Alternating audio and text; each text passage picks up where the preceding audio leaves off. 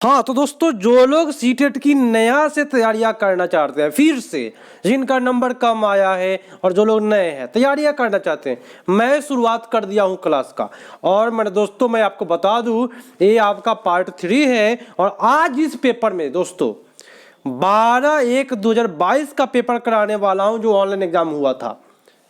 और विगत वर्षों का प्रश्न यदि आप तैयारी नहीं करते हैं तो सीटेट पास करना मुश्किल है। तो सीटेट के लिए केवल क्वेश्चन बैंक ही पढ़ना पड़ता है, बाकी कुछ नहीं दोस्तों। और एक और बात मैं बता दूं कि मेरे यहाँ दोस्तों जो लोग नए हैं, जो पुराने हमको समझ रहे हैं भाई, वो लोग तो खोजते हैं कि मेरा वीडियो की भाई साहब बनाइए वीडियो रोज। लेकिन जो लोग नए हैं, जुड़ रहे हैं, उनको मैं बता देता हूं कि अगर आप तैयारियां करना चाह रहे हैं, सीटेट का एक बार में निकालना चाह रहे हैं, भाई मेरा चैनल आपको काफ़ी सहयोग करेगा और एक बार में निकालेगा। और आज का क्लास काफ़ी खास होने वाला है, क्योंकि मेरा जो मूड है ना, वो काफ़ी सक्रिय है पढ़ाने के लिए।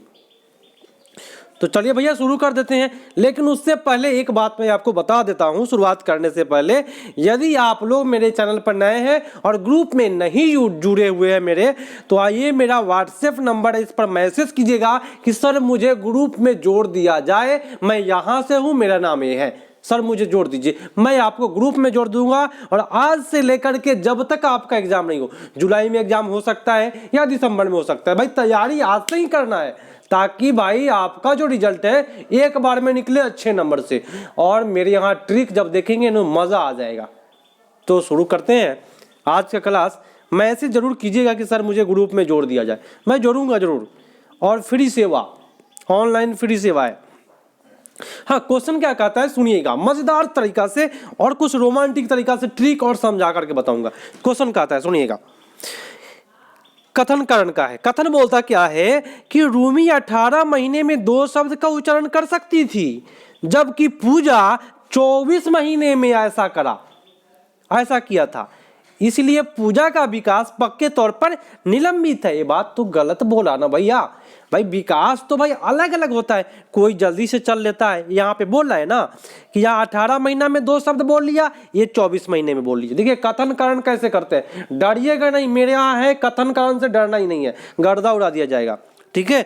तो ये बात तो गलत बोला कि निलंबित कर देने वाली बात गलत है, तो इसको गलत काट देंगे, ठीक है। अब तर्क क्या कहता है कि विकासात्मक प्रतिमान बच्चे के लिए निर्धारित लक्ष्यों की उपलब्धि के लिए सटीक आयु की भविष्यवाणी करते हैं। और यहाँ पे जो सटीक आयु है ना, सटीक शब्द है, सटीक शब्द जहर का पुड़िया है, इसको गोली मार देंगे, ठीक है। ये भी गलत हो गया। तो भैया जब 2 गलत हो जाए तो दोनों मार दीजिए आप लोग। क्या ए और आर दोनों गलत हुआ क्या? डी ऑप्शन जिन्होंने किया उनका सही जा रहा है। तो भाई इसी तरीका से पढ़ाऊंगा, मजा आ जाएगा भैया, क्योंकि मेरे आप बोर होने वाला भाई चांस ही नहीं है। तो आप लोग जुड़ते चलिए। और 8 बज गया है, 8 बजे रेगुलर शाम को चलेगा लाइव, आप लोगों को आज से लेकर के जब तक एग्जाम नहीं हो जाता है टोटल सिलेबस खत्म कराऊंगा। जितना ऑनलाइन एग्जाम हुआ है सभी का पेपर मैं कराऊंगा, एक गारंटी है, वादा है, पूरा करूंगा तो करूंगा। और डेफिनेट रूप से आपका सीटर निकलवा के छोड़ा जाएगा। क्वेश्चन क्या कहता है सुनिएगा कि मध्यबाल अवस्था का काल बताना है। तो सबसे पहली बात बताइए कि पहले तो हम जानेंगे प्रारंभिक बाल अवस्था। क्या? तो प्रारंभिक बाल अवस्था 3 से लेकर के 6 वर्ष को कहते हैं, लेकिन हमसे पूछ रहा है मध्य बाल अवस्था। तो भैया आपका जब मध्य बाल अवस्था पूछता है तो ये प्रारंभिक हुआ, प्रथम हुआ। तो इसके आगे 6 के जब आगे बढ़ेंगे वो आपका क्या हो जाएगा? मध्य बाल अवस्था हो जाएगा। ये आपका हो गया मध्य बाल अवस्था। क्या कोई प्रॉब्लम हुआ क्या? नहीं होगा। आप नोट करना पड़ेगा आपको कि प्रारंभिक बाल अवस्था 3 से 6 कहते हैं, क्योंकि आगे चल करके प्रारंभिक वाला ही पूछता है। अगला प्रश्न, काफी मैं सक्रिय हूं और मजेदार तरीका से पढ़ाने के लिए तत्पर हूं। क्वेश्चन कहता है सुनिएगा, 5 साल की बच्ची, मजा आ जाएगा आपको, बच्ची क्या कर सकती है? संभावित कारणों और उसके प्रभावों की परिकल्पना कर सकती है। मेरे दोस्तों 5 साल के बच्ची कभी भी परिकल्पना नहीं करेगा, कभी भी सोच नहीं पाएगा। परिकल्पना मैंने कोई चीज के बारे में सोचना, परिकल्पना करना, ये नहीं कर पाएगा 5 साल की बच्ची। ये बात गलत बोला है। घटनाओं की वैज्ञानिक रूप से जांच करने के लिए जटिल प्रयोग करने की योजना बनाना, तो भाई वैज्ञानिक रूप से 5 साल का बच्ची नहीं कर पाएगा। आप ही लोग बताइए ना, 5 साल का बच्चा वैज्ञानिक रूप से कर पाएगा क्या? भाई 1-2 होता है, अपवाद में होता है, जो आप लोग यूट्यूब पर देखते होइएगा अधिकांशतः। प्रतीकात्मक अमूर्त, अमूर्त शब्द नहीं होता है, अमूर्त शब्द होता ही नहीं है 5 साल के बच्चों में, समझने वाली बात है। लक्ष्य निर्देशित व्यवहार एवं प्रतीकात्मक खेल की शुरुआत करता है। याद रखिएगा, बच्चा लक्ष्य निर्देशित व्यवहार करता है। जैसे कि कोई गेंद फेंक दिया तो उस गेंद की ओर जाएगा, तो गेंद की ओर जाना ही क्या कहलाता है, लक्ष्य निर्देशित व्यवहार। और प्रतीकात्मक खेल मतलब समझते हैं कि एक मिट्टी का घर बनाएगा, मिट्टी का घर बनाएगा और कहेगा क्या भाई कि ये घर है, यहाँ से दरवाजा है, यहाँ से प्रवेश करना, यहाँ चूल्हा बनाएगा, तो इसको कहते हैं प्रतीकात्मक खेल। समझ में आया बात। प्रतीकात्मक खेल एक और है, आपको मैं समझा दूंगा, मजा आ जाएगा। एक लकड़ी पर चढ़ जाएगा बच्चा, इस प्रकार के लकड़ी पर चढ़ जाएगा, कहेगा कि ट्रेन है आओ इस पर बैठो, लकड़ी पर चढ़ जाएगा, कहेगा कि ट्रेन है आओ इस पर बैठो सब कोई, इसको कहते हैं प्रतीकात्मक खेल। तो ये 5 साल के बच्चों में पाया जाता है। क्या कोई प्रॉब्लम हुआ नहीं ना भाई, इतने अच्छे तरीका से समझा दूंगा जिससे कि आपको प्रॉब्लम होगा ही नहीं। अगला प्रश्न, डैश बच्चों के प्राथमिक समाजीकरण के लिए जिम्मेदार है। तो प्राथमिक समाजीकरण कभी भी पूछेगा, देखिए समाजीकरण 2 प्रकार का, प्राथमिक पूछे तो आपका परिवार होता है और द्वितीय पूछे तो आपका स्कूल होता है। प्राथमिक आपका परिवार और द्वितीय पूछेगा तो स्कूल। द्वितीय में धर्म भी आता है, बहुत सारे चीज आते हैं, धार्मिक संस्थान, जनसंचार सब द्वितीय में आता है, लेकिन हमको पढ़ना 2 ही है तो परिवार कर देंगे। क्या कोई दिक्कत परेशानी? तो मेरे नंबर से जुड़ जाइए 95 0 95 0 75 95 969 इस व्हाट्सएप नंबर से जुड़े और उस पर कहे कि सर मुझे ग्रुप में जोड़ दिया जाए, मुझे सीटेट तैयारी करनी है, मेरा नाम ये है, मैं जोड़ दूंगा। बहुत क्विकली काम होगा, आपको जोड़ा जाएगा। पियाजे के सिद्धांत में वह प्रक्रिया, सुनिएगा मजा आ जाएगा, जिसमें एक बच्चा एक अनुभव का बोध करने के लिए अपने स्कीमा में रूपांतरित और संशोधित करती है। ये बात को पकड़ना है, माने आपका जो माइंड है उसमें आप संशोधित कर रहे हैं, रूपांतरित कर रहे हैं, बदल रहे हैं। और बदलना, रूपांतरण माने क्या होता है, परिवर्तन। संशोधित माने क्या, परिवर्तन। तो जहां भी संशोधित रहे, रूपांतरित रहे या परिवर्तन रहे, आंख बंद करके ट्रिक लिख लीजिए। पियाजे के क्वेश्चन में कभी भी रूपांतरित रहे, संशोधित रहे, परिवर्तन रहे, मेरे दोस्तों आपके माइंड में स्कीमा में परिवर्तन दिया रहे तो समायोजन होगा ही होगा, 100% होगा भाई, कभी भी गलती नहीं करेंगे आप। अगला प्रश्न आइए, कहता है कि अफसा आलू की एक चिप्स को देखते हुए कहती है, आसफा हो या अफसा हो, कुछ मिस्टेक होता है टाइपिंग में, तो आप मान लीजिए एक लड़का है, आलू के चिप्स को देख करके कहती है, लड़की है तितली, चिप्स को देख करके क्या कर रही है, तितली, चिप्स को देख लिया, कहा क्या तितली है। तो जीन पियाजे के अनुसार प्रतीकात्मक विचार किस अवस्था में, मैंने आपको बोला कि भैया कभी भी आपके माइंड में आएगा प्रतीकात्मक विचार तो जीन पियाजे का पूर्व संक्रियात्मक में जाता ही जाता है, चाहे जो हो जाए, दुनिया पलट जाए। ये वर्ड कहीं भी रहेगा प्रतीकात्मक विचार, तो आपका पूर्व संक्रियात्मक अवस्था होगा जो 2 से लेकर के 7 वर्ष होता है। ठीक है, चलिए जिन्होंने भी किया उनका सही जा रहा है। अगला प्रश्न, लेई वाइगोस्की निम्नलिखित में किन कारकों को बच्चों के संज्ञानात्मक विकास के लिए महत्वपूर्ण मानता है। देखिए संज्ञानात्मक जानकारी के विकास के लिए क्या महत्वपूर्ण मानेगा, तो संस्कृति जरूरी है। भाई वाइगोस्की साहब भाषा के बारे में भी बोले हैं, संस्कृति के बारे में बोले हैं, समाज के बारे में बोले हैं, लेकिन कभी स्कीमा के बारे में कौन बोला है, पियाजे बोला है, ये गलत बोला। उद्दीपक क्रियापद अनुबंधन उद्दीपक, ये सब क्या है, स्किनर साहब का है, थॉर्नडाइक का है। सही विकल्प का चयन कीजिए तो आपका 1 और 2 ही केवल सही जाएगा। तो पियाजे का मैं एक ट्रिक बता देता हूं, वाइगोस्की का जीवन भर याद रखिएगा, SLC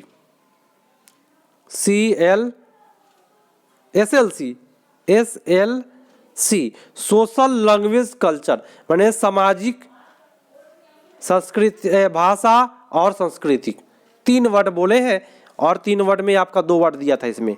अगला प्रश्न है, वाइगोस्की का समाज शास्त्रीय सिद्धांत शिक्षण अधिगम के लिए किस पर बल देता है। पुरस्कार सजा आपका कोलवर्ग का होता है, इसलिए आपका ये सही नहीं जाएगा, ये कोलवर्ग का जाएगा।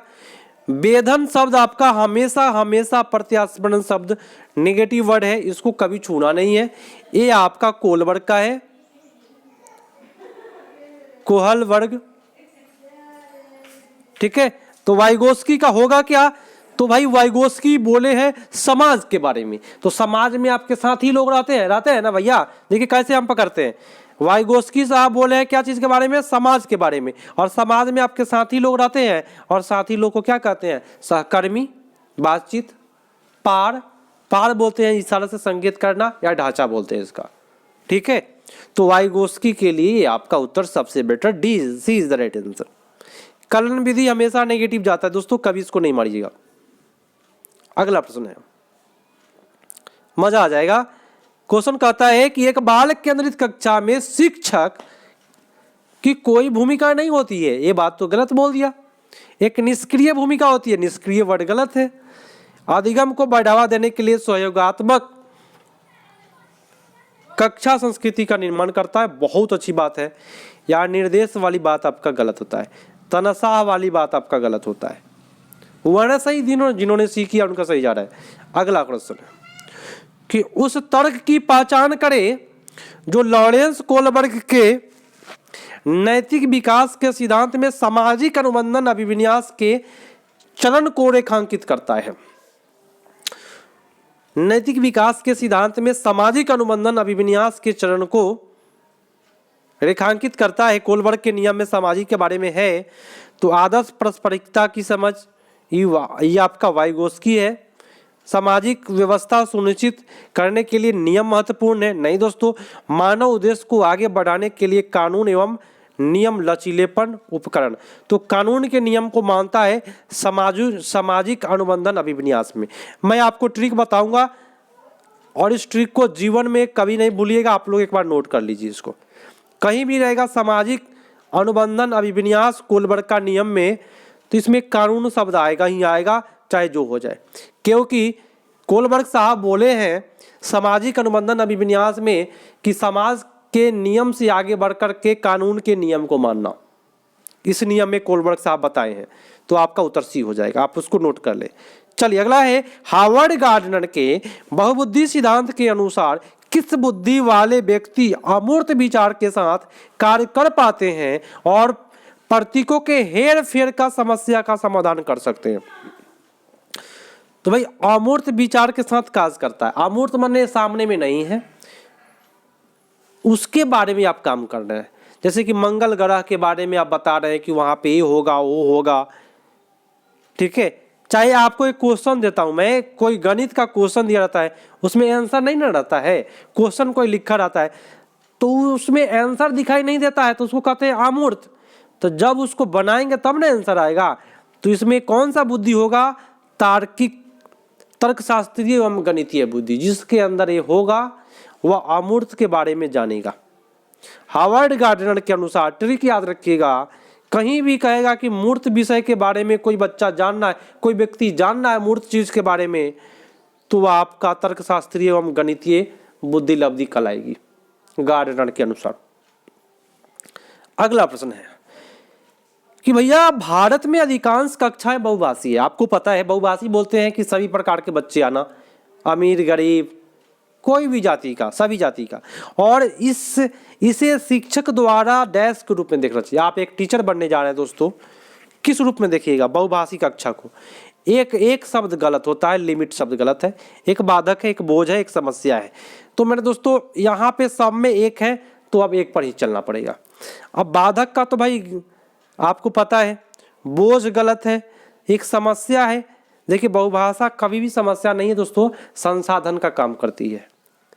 लिख लीजिए, जीवन भर में आप कभी नहीं गलती करेंगे, क्योंकि हमेशा प्रश्न ये पूछता है, रिपीट करता है, और ये प्रश्न भी है ये आपका कि बहुभाषी कक्षा क्या है, तो संसाधन का काम करती है।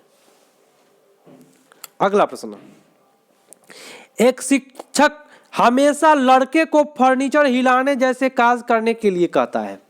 सुनिएगा, वो टीचर के अंदर क्या भरा हुआ है।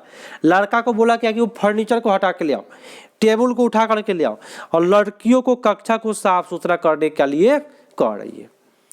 तो मेरे दोस्तों मेरी बात सुनिए, भेदभाव हो रहा है कि नहीं हो रहा है?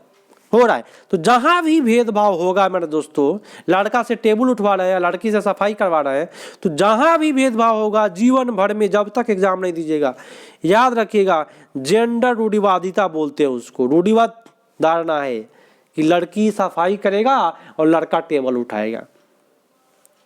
अगला प्रश्न, आकलन के संदर्भ में राष्ट्रीय शिक्षा नीति 2020 क्या प्रस्ताव करती है?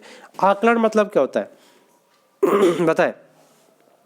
कोई चीज का आकलन कर रहे हैं मतलब कि आप विश्लेषण कर रहे हैं, आलोचनात्मक सोच जैसे कि उच्च क्रम कौशल का परीक्षण करना। आकलन का मतलब यही है कि किसी बच्चा का उच्च कौशल कितना है उसी का परीक्षण करना ही आकलन कहलाता है। लेकिन दोस्तों यहाँ पे लिखा वस्तुनिष्ठ प्रकार का गलत होता है और प्रत्यास्मरण गलत होता है। योगात्मक तरीका आपका गलत जाता है। परीक्षा के लिए सीखना केवल गलत। तो सबसे बेटा आपका उत्तर जिन्होंने ये किया उनका सही जा रहा है। एक सेकंड दोस्तों। हाँ, अगला प्रश्न है सुनिएगा।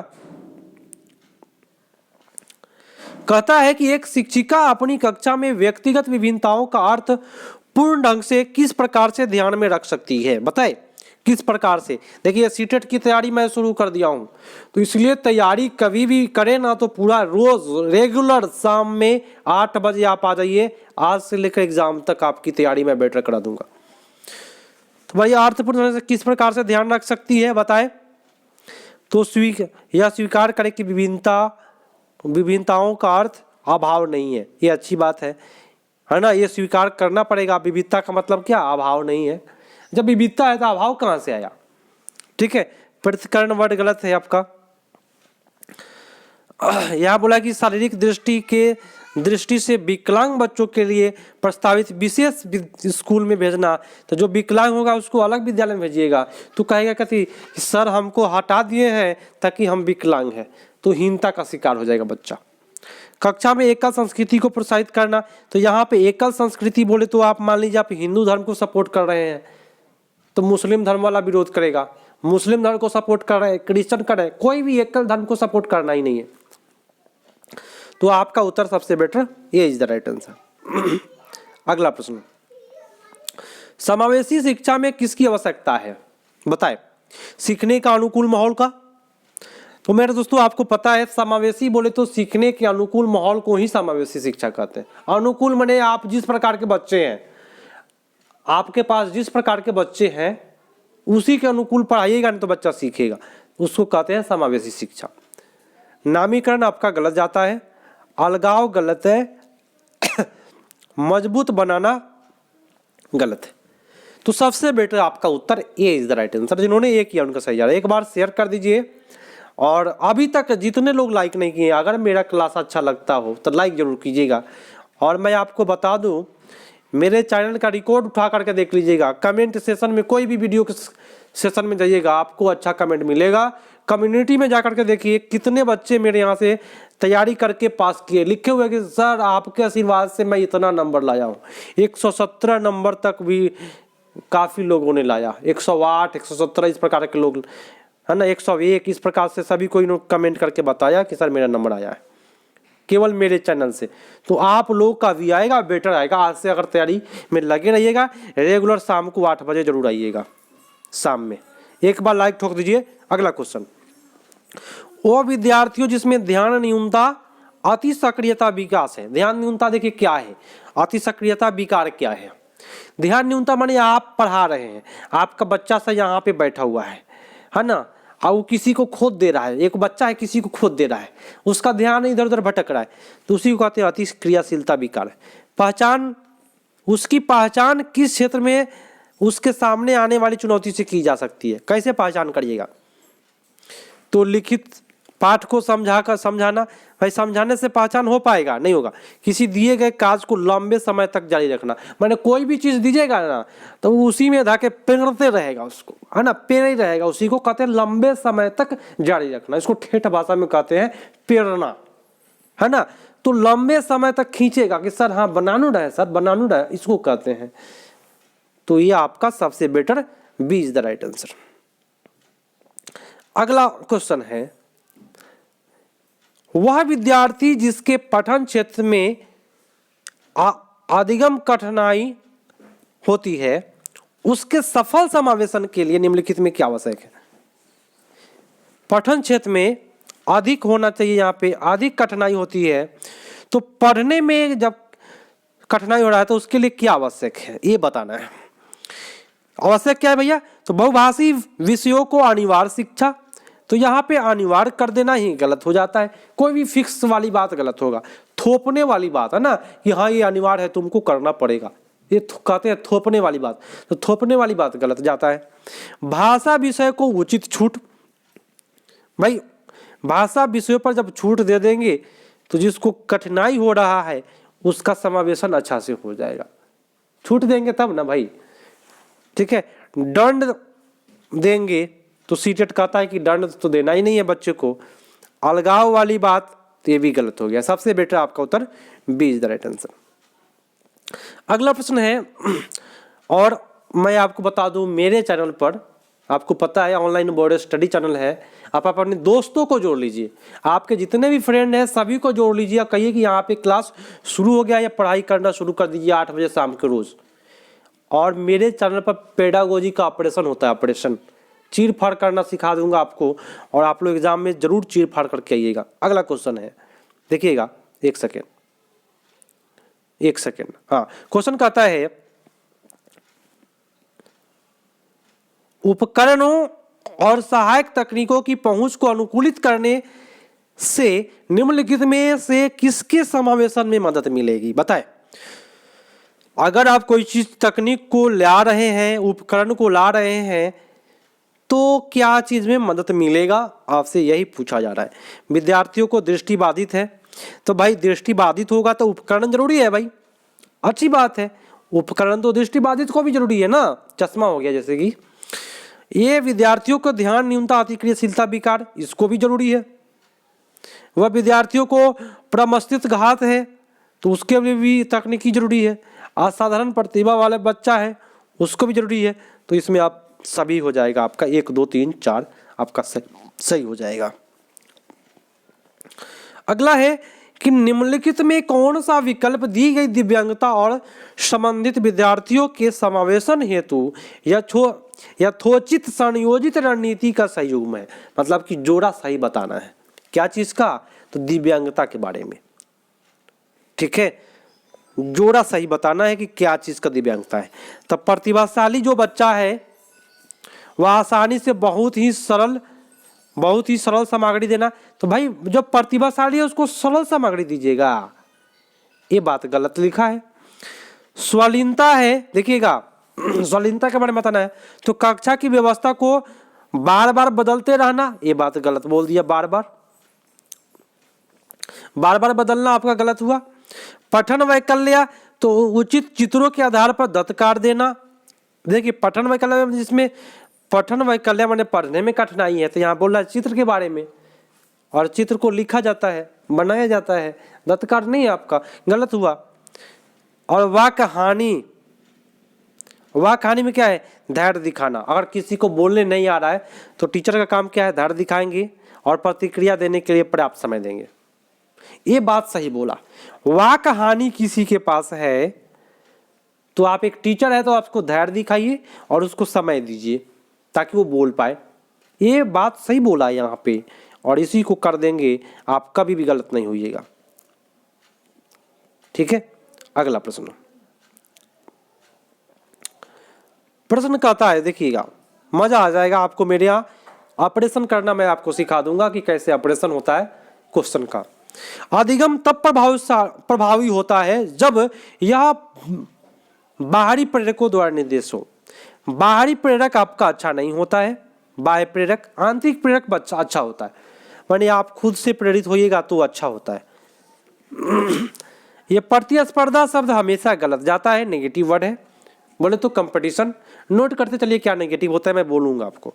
विद्यार्थियों के लिए अधिगम लक्ष्य पूरी तरह से शिक्षक द्वारा तैयार करना, यहाँ पे पूरी तरह से शिक्षक द्वारा, पूरी तरह से गलत होता है।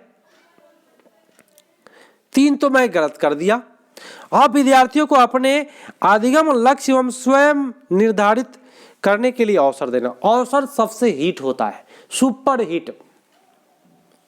ठीक है, तो आपका उत्तर D is the right answer. अगला प्रश्न है भैया आपके स्क्रीन पर मौजूद है और आप सभी से रिक्वेस्ट है, सबसे पहले सुन लीजिए। आप अपने दोस्त के पास, आपके जो भी दोस्त है जो सीटेट की तैयारी करना चाहते हैं, इधर उधर भटक रहे हैं, खोज रहे हैं, कुछ दिखाई नहीं दे रहा है, कुछ समझ में नहीं आ रहा है, उनके पास मेरा वीडियो भेजिए, उनको बोलिए जुड़ने के लिए, और एक बहुत बड़ा परिवार बना करके हम लोगों को अच्छा करना है। ठीक है, चलिए क्वेश्चन कहता है शिक्षण अधिगम की रचनावादी दृष्टिकोण। रचनावादी दृष्टिकोण सूचना को निष्क्रिय वर्ड आपका गलत है, प्राप्ति पर जोर देना गलत बात है। बच्चों को बुद्धि लब्धि की गणना को प्रोत्साहित करना, भाई प्रोत्साहित जो वर्ड है वो अच्छी बात है।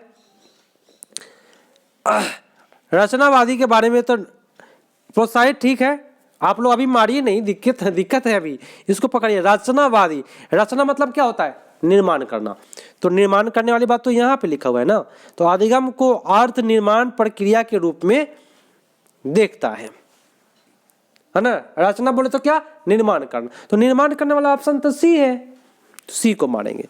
यहाँ पे कर रहा है कि बुद्धि लब्धि को प्रोत्साहित करना, इसलिए गलत है भाई, केवल बुद्धि लब्धि को प्रोत्साहित नहीं करना है, हर चीज को करना है।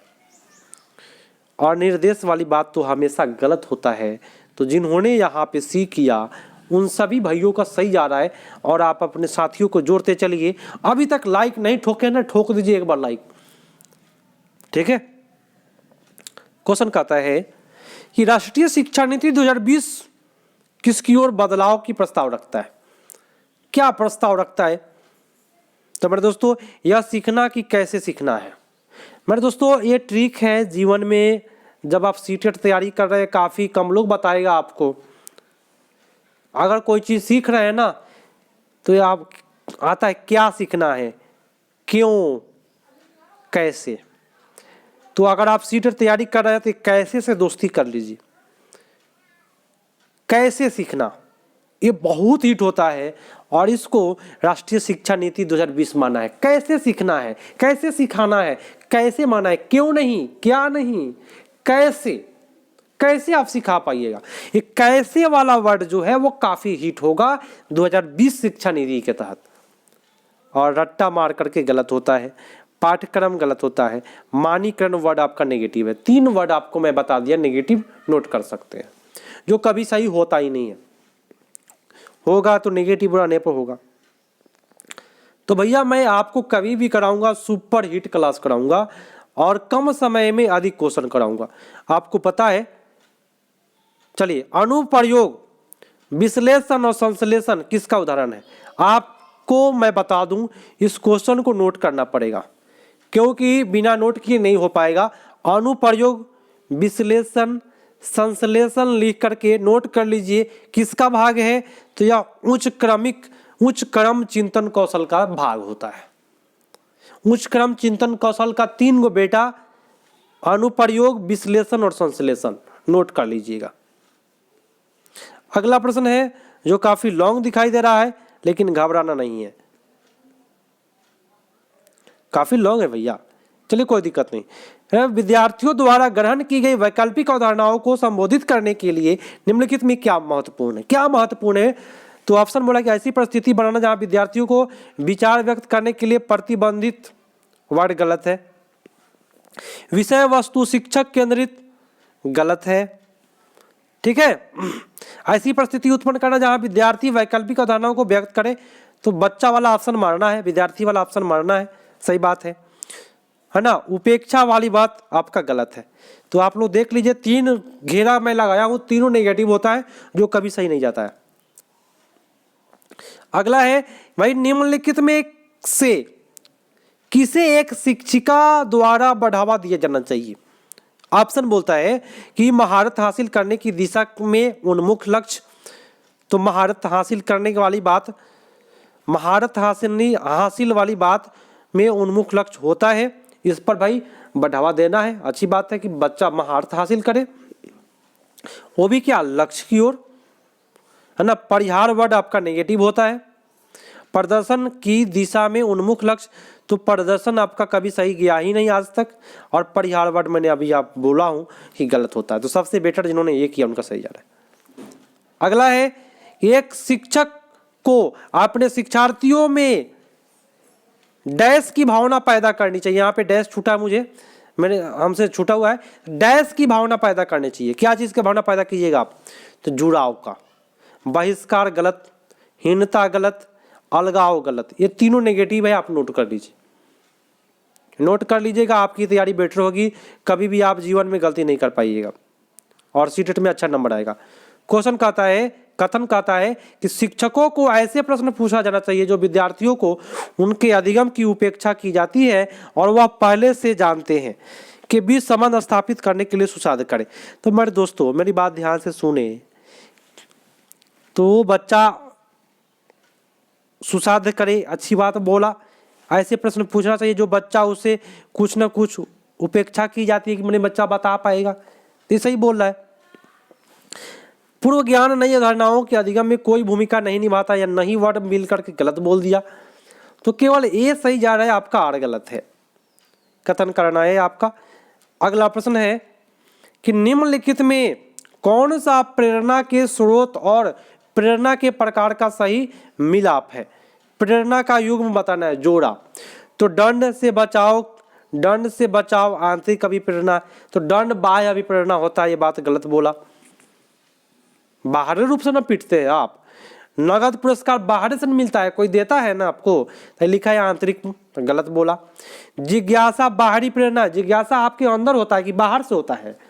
आप लोग बताइए जरा, जिज्ञासा आपके अंदर है कि बाहर है?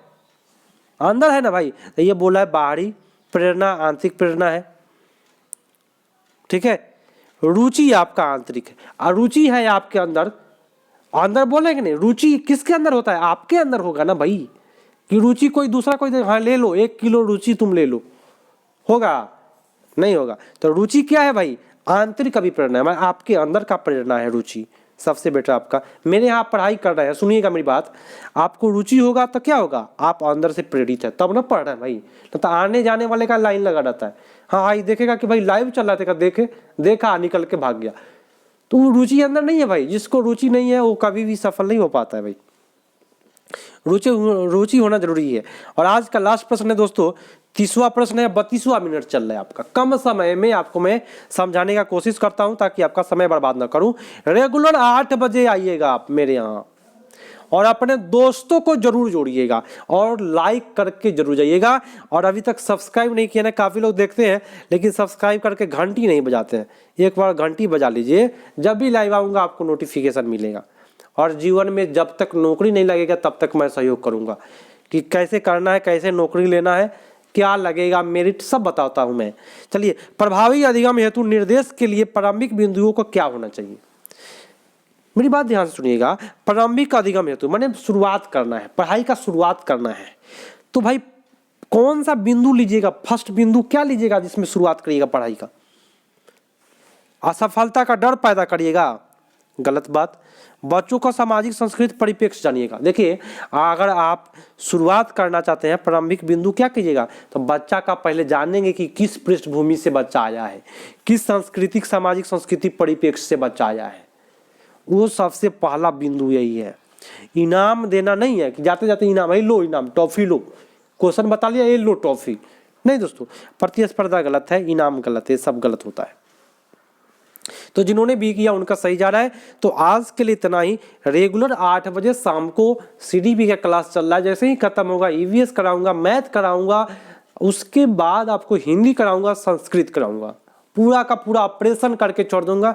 जब तक आप पास नहीं करेंगे, मेरा वीडियो देखते चलिए। अब मैं गारंटी कहता हूँ 100% मेरे यहाँ लोग निकलते हैं। और अपने दोस्तों को जरूर जोड़िएगा, लाइक करके जाइएगा। मिलते हैं दोस्तों। काफ़ी देरों से मैं आप लोगों को बता रहा हूँ, अच्छे से तरीका से समझिए और आगे बढ़िए, है ना। कभी दिक्कत नहीं होगा, मेरे चैनल से अच्छा तरीका से मैं तैयारी करा दूंगा। तो मिलते हैं दोस्तों अगले पार्ट में, तब तक के लिए धन्यवाद। जय हिंद।